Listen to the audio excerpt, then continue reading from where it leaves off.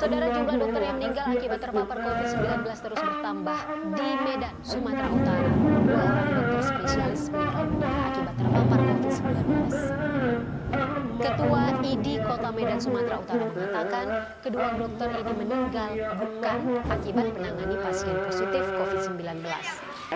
Sebelumnya, kedua dokter ini menjalani perawatan di rumah sakit yang berbeda. Dengan meninggalnya 2 dokter di Kota Medan ini, menambah jumlah dokter yang meninggal akibat COVID-19. Hingga saat ini, dokter yang meninggal akibat terpapar COVID-19 berjumlah 102.